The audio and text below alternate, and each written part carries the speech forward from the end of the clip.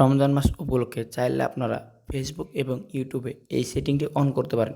এই সেটিংটি অন করার কারণে আপনাদের ইউটিউব এবং ফেসবুকে কোনো প্রকার খারাপ ভিডিও আসবে না, যার কারণে আপনার রোজার কোনো ক্ষতি হবে না।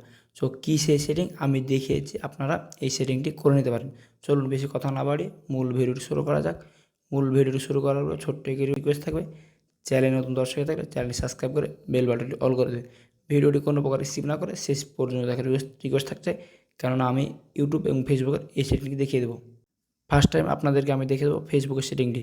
ফেসবুকের সেটিং দেখার জন্য ফেসবুক অ্যাপ্লিকেশনটি ওপেন করবেন। ওপেন করার পর এখান থেকে দেখতে পাচ্ছেন থ্রি ডট যে আইকন, জাস্ট এই থ্রি ডট আইকনে ক্লিক করে দেবেন।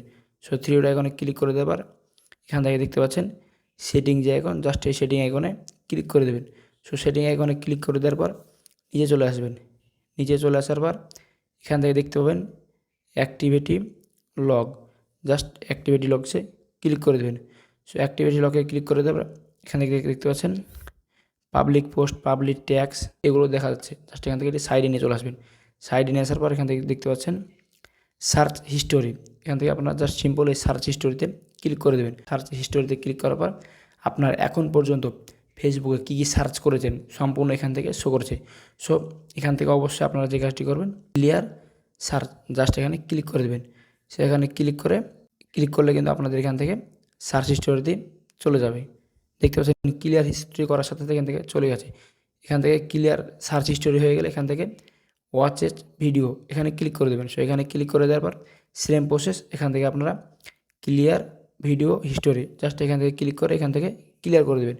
সো ক্লিয়ার করার পর 1 থেকে 2 সেকেন্ড পর এখান থেকে কিন্তু সার্চ ভিডিও হিস্টোরিটি রিমুভ হয়ে যাবে। যার কারণে আপনারা যদি ফেসবুকে কোনো প্রকার খারাপ ভিডিও দেখে থাকেন সার্চ করে, তাহলে কিন্তু পরবর্তীতে আপনার সামনে খারাপ ভিডিওটি আসবে না, যার কারণে আপনার রোজার কোনো ক্ষতি হবে না। এখান থেকে দেখা হয়ে গেল ফেসবুকের অপশন। সো এই অপশনটি করলে আপনাদের ফেসবুকে কোনো প্রকার খারাপ ভিডিও আসবে না। এবার আপনাদেরকে আমি দেখিয়ে দেবো ইউটিউবের।